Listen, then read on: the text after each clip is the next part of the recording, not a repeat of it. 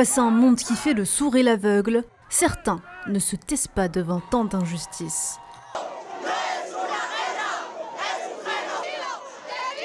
Sydney, Londres, Madrid, Amman, Jakarta ou encore New York, ils sont des milliers à sortir, à protester et à refuser de se soumettre à l'hégémonie sioniste.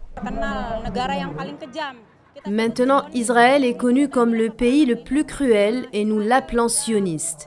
Arrêtons cette guerre. Israël est déjà mauvais aux yeux du monde, y compris de l'Indonésie. Personne ne soutient Israël.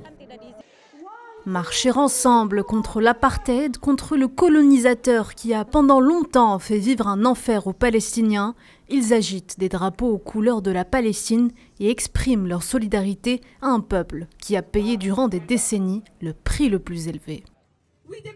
C'est Israël qui a été violent envers le peuple palestinien à une bien plus grande échelle depuis presque un siècle.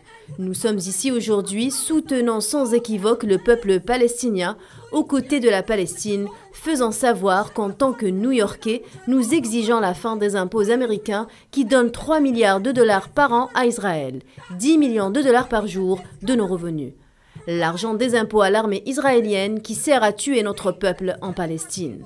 Comme vous pouvez le constater, nous sommes des milliers autour de nous en ce moment à porter le même message et à défendre la libération palestinienne. La résistance n'est pas du terrorisme, nous ne serons pas réduits au silence. C'est ce que nous pouvons lire sur les différentes pancartes portées par les militants. Une cause principale les réunit, combattre les meurtres et la boucherie sioniste. En fait, ce qui se passe à Gaza aujourd'hui, hier et tous les jours depuis plus de 75 ans est navrant. C'est navrant en fait de voir les Israéliens faire la guerre à Gaza, tuer des enfants et tuer des innocents pendant qu'ils dorment. Ils bombardent les bâtiments au-dessus de leur tête, c'est donc déchirant et il n'y a aucune justice.